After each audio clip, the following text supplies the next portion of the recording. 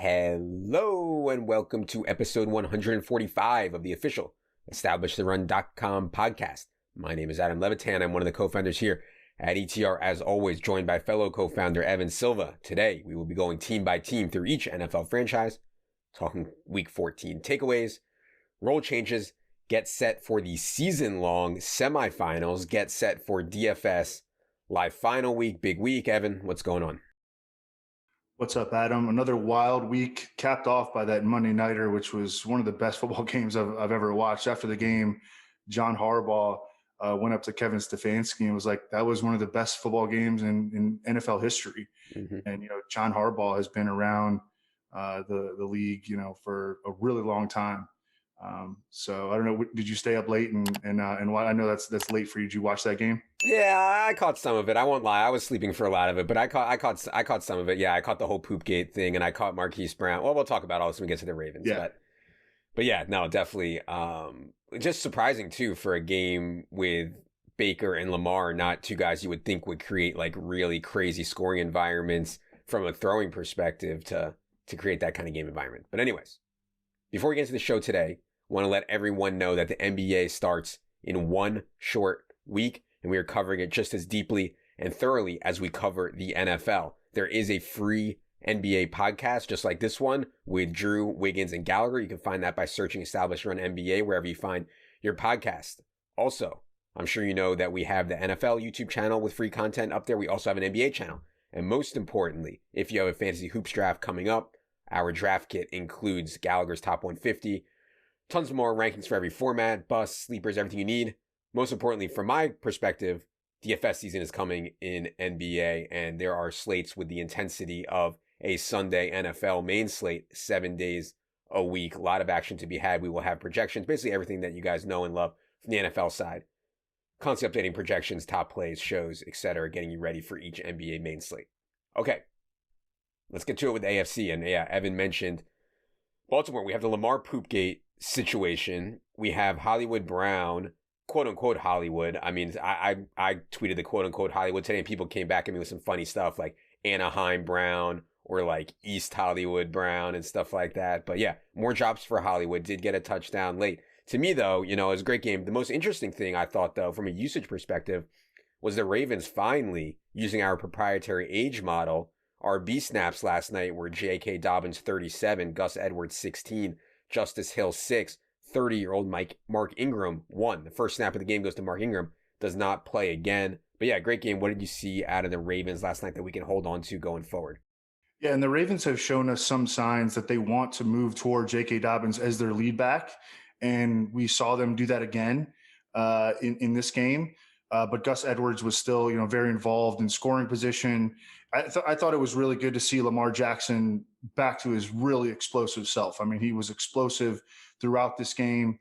The Ravens, Mark Andrews was not involved very early, but he still wound up having a pretty good game. The Ravens, I think they have a chance to win out. I mean, they've got the Jaguars, the Giants, and the Bengals over their final three games. And I think, hopefully with, they've sort of, they've got their quarterback healthy. They've kind of settled on their lead back. Marquise Brown is healthy. Mark Andrews is healthy. And hopefully we can see them get back to like an elite offense down the stretch.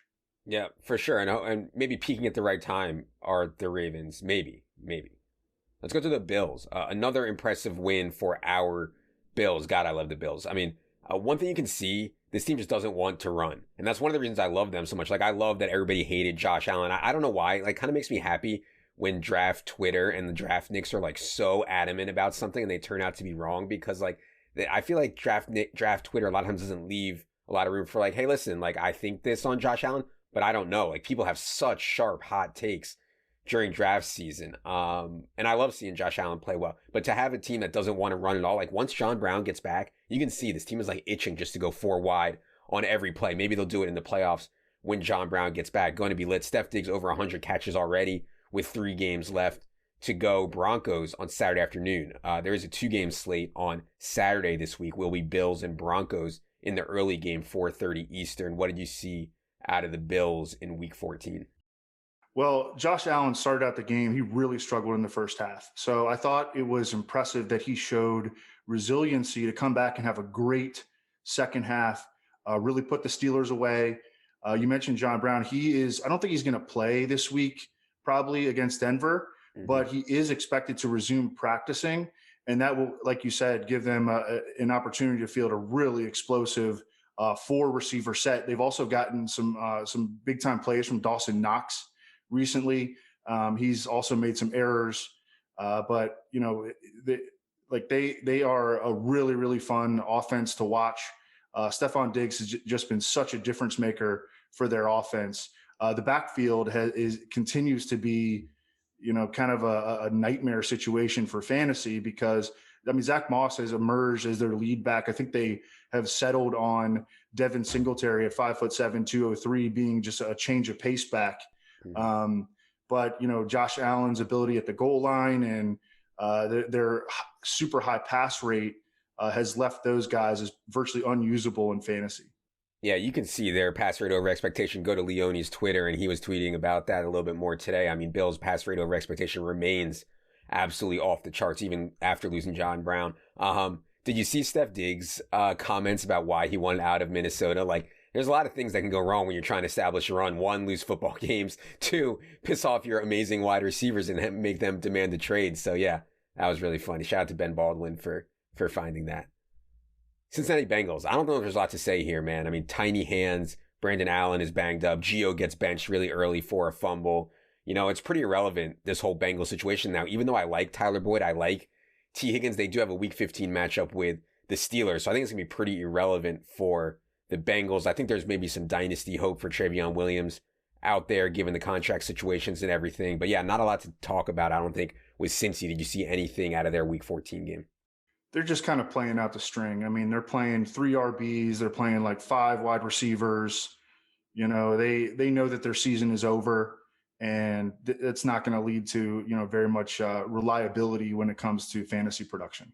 Yeah, especially against the Steelers coming up. Okay, Cleveland, Baker, man. And we did the Showdown show yesterday on YouTube, and I said, I thought that Baker against the Jaguars, maybe it shouldn't have been that unexpected that Baker finally got going. But in this spot against the Ravens, where they can pressure him, where they can make him move his feet, as Hershmeyer's talked about so much, I thought it was a spot where Baker would not be able to find a ceiling. He proved me wrong with 343 yards and 2 touchdowns against the Ravens, and really not even thrown to that great of weapons like Jarvis Landry, the real Hollywood Higgins, Donovan Peoples-Jones, and Kareem Hunt are really his weapons. Didn't even have Austin Hooper in this game. So I don't know. Have you changed your opinion on Baker as he gets set for a game against the Giants in Week 15?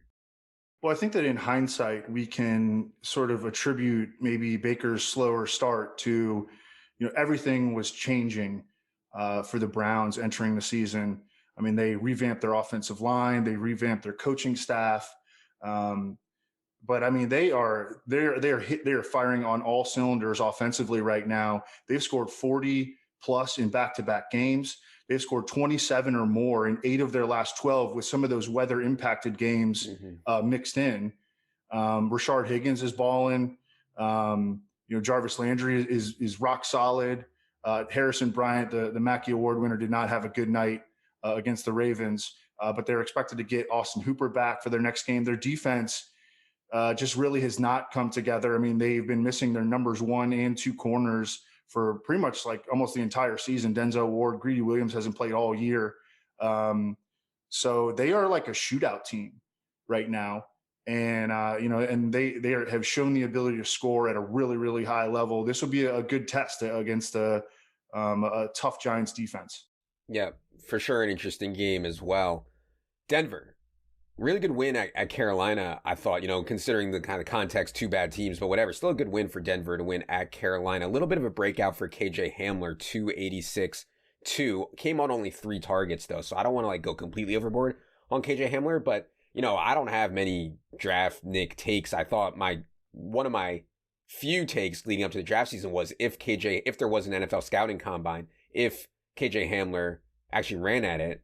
I'm sorry, if KJ Hamler ran at the combine, he would have ran 4.2 something, and people would have been going absolutely berserk. But because He didn't run at the combine. He got hurt a little bit, didn't run at Penn State's pro day. Nobody had a real time on him, and nobody was able to get like super aroused over KJ Hamler. They said, well, he's small. We think he's fast. We don't know for sure. I mean, I think dude would have ran in the 4.2. So kind of Henry Ruggs-esque a little bit, maybe. So I know I have optimism on KJ Hamler and Drew Lock, your boy, locked in, man. 21 of 27, 200 yards, 4 touchdowns. They played the Bills in this Saturday game. Interesting game, Broncos-Bills. What do you see out of Denver? And any comments on KJ Hamler? This was just a wild, like, YOLO game from Drew Lock. And he did this without his starting left tackle, Garrett Bowles, who's played really well all season, and his starting right guard, Graham Glasgow. So, you know, going into the game, I mean, I thought that the Panthers defense would be a good play. They were not a good play. And Drew Lock was just really, really aggressive, throwing the ball downfield. They even lost Noah Fant early in the game. You know, Noah Fant, and we didn't know this, obviously, but he was apparently throwing up in a trash can during pregame. He left early, and he did not return. He's supposed to be back this week, but just a really good game, you know, a peak performance from Drew Lock, you know, being able to take advantage of a Panthers defense that really can't rush the passer and is not great in the secondary. What do you think about people adding KJ Hamler off the wire for this Bills game on Sunday for their fantasy semifinals? I think he's just going to be a boom bust, like wide receiver 4/flex play. Yeah. Like you said, 3 targets. I mean, the dude can make big plays, but the volume is probably not going to be there. Again, Noah Fant back, Jerry Jeudy's there, Tim Patrick's there. So I think he's going to be a boom bust guy. Yep, definitely thin for sure. Houston. So, I mean, Chad Hansen, you know, say what you want about Chad Hansen. He has won at the NFL level 2 weeks in a row against the Colts and the Bears. Certainly no pushovers. He's played 87% of the snaps, gotten 21% target share, you know, 14 targets, and he's caught 12 of them for 157 yards. So pretty impressive stuff, I think, from Chad Hansen. Also speaks to how good and productive Deshaun Watson makes people around him look. Am expecting Brandon Cooks back for this rematch against the Colts in week 15. Really ugly game, though, for the Texans. And tough pill to swallow for Evan Walters and the over on that game. Did have the Bears to win outright, but yeah, I mean, they had like 35 points in the first half, and it landed 43 or something like that. What do you see out of the Texans? Yeah, and, you know, I expressed it on our Saturday morning or our Sunday morning show that I was, you know, starting to get worried about the over with no Brandon Cooks. And then we were cruising. Mm-hmm. And I don't know, did you see the Jordan Akins play in like the early in the third quarter? He's dropped so many balls this year. Yeah, he said he lost it in the sun, and I believe him because the ball just like clanged off his shoulder. Yeah, and I mean the sun was shining right. But that would have easily taken us over to the over, mm-hmm. And also would have helped our Jordan Akins lineups, obviously. But that was. I mean, I had people texting me at halftime, like, great call on the Texans Bears over. And I was like, oh man, you're going to jinx me. And that's exactly what happened. Yeah, for sure. Yeah. I mean, you know, it's hard. Like Cam Newton is finding it out. You know, I don't think Cam Newton's very good anymore, but he's finding out just how hard it is to win when you don't have many weapons. I mean, you have Kiki Kute and Chad Hansen and Jordan Akins out there as your primary weapons. Like that's a lot to overcome for Texans offense, obviously. But yeah, looking forward to them getting Brandon Cooks back. I think we should mention that Kiki Kute has had some of his best games against the Colts. That's who the Texans have coming up. Also, David Johnson expected back against Indianapolis. Let's get to the Colts. I find it kind of funny, the Jonathan Taylor stuff. Like, first, like, Marlon Mack goes down, and everyone is like, oh, my God, JT's a god. He's, like, the best player in fantasy the rest of the way. Then he struggles some, you know, and then the narrative is he sucks. He can't see the holes. Jonathan Taylor's a fraud. Now he has a couple of good games back-to-back. And he's a god again. What is the truth here on Jonathan Taylor, Evan? Then I would also note that from a usage perspective, it's not like Nyheim Hines was a non-factor. They did pretty much remove Jordan Wilkins, but Nyheim Hines still played 22 snaps. Colts get Texans and Jaguars in 2 of their last 3 games. So I'm excited about JT too. I just don't want to keep like wavering wildly back and forth on him. I think that he just had sort of a slower transition into the NFL. He was struggling in a lot of phases early on. He has been like pass blocking like a madman recently. And I think his confidence has just really, I think it's sky high right now. And I think that the Colts' confidence in him has increased. exponentially since early in the season. So I expect him to be the guy going forward. He's got the Texans, who are just getting destroyed on the ground. We saw them give up an 80-yard touchdown run to David Montgomery last week, and they lost their nose tackle, Brandon Dunn, like a 320-pound guy, to a pelvic fracture last week. So now they're going to be even lighter up front. So I think it's going to be another smash spot for Jonathan Taylor.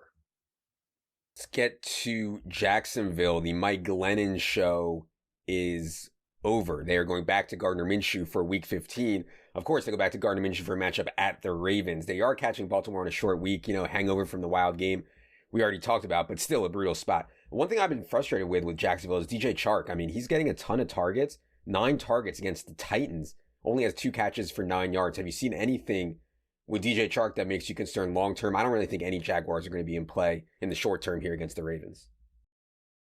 Well, I mean, DJ Chark had his breakout season last year with Gardner Minshew, and I'd be willing to bet on their chemistry being a lot stronger than it was with Jake Luton and Mike Glennon. So I don't know. I think DJ Chark's going to be a really interesting play down the stretch. The matchups look really brutal on paper against the Ravens, the Bears, and then the Colts. 3 of the worst matchups for wide receivers, but I think that might bring down DJ Chark's ownership level. And I think I think he's going to be a really interesting tournament play down the stretch. Yeah. I mean, you're right about the ownership, because I've had enough of DJ Chark. I mean, I've played him a few times in tournaments and just getting tilted. So yeah, I mean, I've had enough of DJ Chark. The Kansas City Chiefs. I thought it was interesting that Clyde Edwards-Helaire was back from his, COVID or illness or whatever he had, and he was freed. 46 snaps for CEH, 11 for Le'Veon Bell, only 5 for the mentor, Darrell Williams, but so inefficient as a runner. And so this team is throwing it so much. And that's good, right? Maybe he can have some type of Austin Eckler role, a little bit less efficient. And I like that, but I don't know. It just hasn't seemed to click for Clyde Edwards-Helaire. And people say he's not fast enough. He's not good enough. I don't want to get into that stuff, because when you're catching passes from Patrick Mahomes, you don't have to be that good. Have you seen anything from CEH that has you concerned, or can he start doing Damian Williams things? Damian Williams was such a lock in playoff slates last year. What have you seen from CEH? Because it looks like the role is there now. Yeah, the role is there. I mean, he wasn't great on the ground, but he had 5 catches for 59 yards. And he dominated snaps over Le'Veon.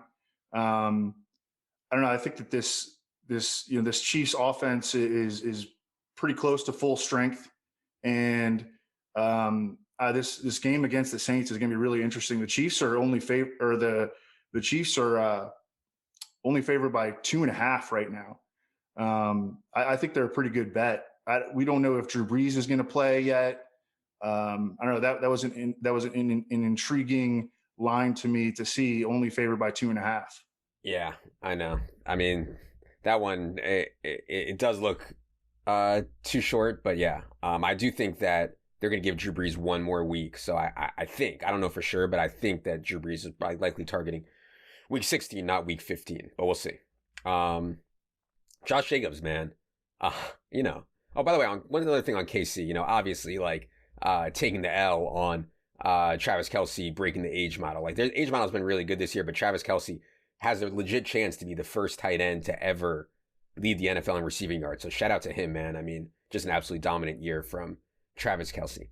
Las Vegas Raiders. Josh Jacobs. I mean, dude, goes on Instagram and says, "Sorry, fam, I'm not playing today." And then later, 10 minutes later, he tweets again, and then he has something in fine print with with the middle finger for your fantasy team. He took the time on Instagram, an hour before the game, to go on there and just try to mess with the fantasy community. I don't appreciate that, man. I don't appreciate that. So yeah, Josh Jacobs hasn't even had a good year. Has quite frankly had a pretty bad year. And yeah, whatever. Other thing I'd say is Nelson Aguilar. I don't, the change of scenery narrative, I think, can be overblown sometimes. But some guys who are really talented and get changes of scenery, it seems to be working for Nelson Aguilar. They get the Chargers this coming Thursday night. What do you see out of the Raiders? Yeah, I think the big storyline is the backfield. Jacobs, continues to deal with these lower body injuries. And also, and I mean, he played quite a bit in the first half last week, but then when the Raiders fell behind, it was a lot of Devontae Booker and Jalen Richard in the second half. And that's an ongoing concern for Josh Jacobs. Now he's on a short week, short turnaround, facing the Chargers. How healthy is he going to be? I think they'll probably use a 3-man running back rotation against the Chargers, and he's a dicey play in fantasy. Yeah. Wish I could say I hate to see it. Speaking of the Chargers, so we had Austin Eckler and top plays as the best play, the number one RB play all week. Got a little bit scared by some of the red zone usage stuff and moved him down to number 2 and had Derrick Henry number 1 in top plays. Ended up on Sunday. Shout out to us, which was great. However, I had a little bit of regrets about waffling on Austin Eckler because now he's at 9.8 targets per game with Justin Herbert this season, 21% share plus 13 carries. I mean, that's just absolutely, even if he doesn't get goal line work, like stone goal line work, I think he'll still get work around the 10 or whatever. Even if he doesn't get the work at the 1, like still incredible usage for Austin Eckler. I think maybe there's a football narrative out there that this focus on Austin Eckler in the pass game is making Justin Herbert worse. And I don't know what to say to that. I will say that Justin Herbert's not having the explosive, like super aggressive games like he was having while Eckler was hurt. Do you think there's any merit in that the Eckler stuff is actually hurting Herbert? It's certainly hurt Mike Williams, who's been like a non-factor since Eckler got back. Possibly. Now he's facing the Raiders, who they're awful defensively, and their defense is really banged up. They just fired their defensive coordinator. I think we see a big game from Justin Herbert on Thursday night, and we forget about his 2 or 3 week stretch of struggles. This game is the Chargers Raiders game is the highest total game on the week 15 slate. Mike Williams, I don't know if he's going to play. He left last week's game with a back injury. And I think an interesting theme entering Thursday night is going to be, will Mike Williams play? Because after he left, Tyron Johnson, who came out of Oklahoma State, was originally a 5-star recruit to LSU, wound up at Oklahoma State. He came in, went 6 for 55 and a touchdown on 7 targets. He's going to be a really interesting play, I think, on Thursday night, like on the showdown. And also, I mean, I think if Mike Williams is out, like he's in play as a season-long play as well. Yeah, that's super interesting for sure. Definitely going to think about that ahead of Thursday. Miami, maybe not Tua's best game, but maybe his most aggressive game, especially if you just for context, because Devontae Parker got hurt, Mike Gesicki got hurt late, Jakeem Grant got hurt. I mean, he was throwing like nobody. And so Lynn Bowden, I mean, who, by the way, the Raiders just like gave up on just immediately for I don't know why. Lynn Bowden goes in the slot and picks up 782-0. I'm curious what you think about Lynn Bowden. They do play the Patriots next, so it's not exactly the cleanest matchup, but Lynn Bowden. And then if Gesicki's going to miss, which I think that he will, do you have any interest in Shaheen or Smythe or anything like that? What do you see out of Miami in those situations? Yeah, I mean, their whole skill player core is all banged up. Myles Gaskin didn't play in this last game. And, we have all these Devontae Parker pulled his hamstring, and Gesicki with the shoulder injury, and Jakeem Grant looks like he's not going to play in week 15. So I don't know. We're just kind of waiting on information about their pass catcher core. Lynn Bowden, though, the easy comparison for him coming out of college, because he played at Kentucky and so did Randall Cobb, was to Randall Cobb. He's sort of like the Swiss Army knife, played a little quarterback, played a little wide receiver, played some running back. So if we get, multiple receivers out for the Dolphins, I think that Lynn Bowden is going to end up seeing a lot of playing time. He led the Dolphins receivers in snaps and targets in this past game. Yeah, a lot of injuries to watch in Miami. I wish they had a cleaner matchup because I'd be way more interested, but I'm still interested in some of these guys, specifically Bowden. New England. I don't have a lot to say about New England, man. It's just like, I guess it's hard to be creative when you have the talent that they have, but they're just like no creativity. It's just weird. Like, I think Damian Harris can play in the pass game. He looks reasonable out there when he's doing it, but they just don't give him any chances. Like, no shot. They play the Dolphins on Sunday, obviously. Pretty good defense. Anything on New England? Yeah, I mean, their passing game is just non-existent at this point. So they have to play like power football, which is how they played the Dolphins when they met in week 1. and Cam had 15 rushing attempts and 2 rushing TDs. I think they're going to have to play that exact same way in this game. So I don't know. We'll see if it works. Yeah. The Jets. I want to emphasize this here. Air yards for the Jets are not real air yards. They're prayer yards. And I didn't come up with this prayer yards thing. It's a good bit. I forget who said it first. I don't know. But I mean, Perriman and Berrios and Mims, like these targets, these air yards that they're getting aren't even real. Like they're not even trying. They play the Rams next. The other thing that happens when you play the Jets is like they run, Frank Gore down 20 in the third quarter. It's just the garbage time stuff that you should be getting, you don't get. So I did play Perriman on DraftKings on Sunday and regretted it pretty quickly. And when Chad Hansen at the same price, pretty brutal. But yeah, at least I won't be tempted to do so against the Rams in week 15. Obviously, Rams one of the most difficult pass game matchups. I doubt you have anything to say about the Jets unless you want to go on a bashing of Adam Gase rant. No, it's just like what could have been for Braxton Berrios, because he played 11 snaps and ran 8 routes, and he saw 5 targets and went 3 for 49 and led the team, in receiving. Yeah. So if we would have gotten him, with the full complement of the full workload, instead of them messing around with Jamison Crowder, I mean, he would have been a smash. So what could have been? Yep. All right. The Pittsburgh Steelers. Pittsburgh Steelers offense right now does not look great. Ben is throwing so short. Deontay Johnson has dropped so many balls, and I normally think that I'm normally on team drops don't matter, but this Deontay thing has gotten so bad that they had to bench him for I don't know, it was 2 quarters they benched Deontay Johnson for.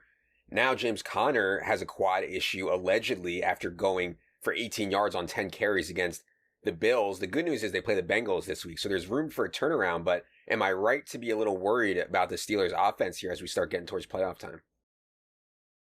Definitely. I mean, I thought that Ben just looked old in this past game. Did not play well at all. The Steelers are seemingly on a downward spiral with the drops, with the injury to James Conner, with Ben, kind of fading down the stretch.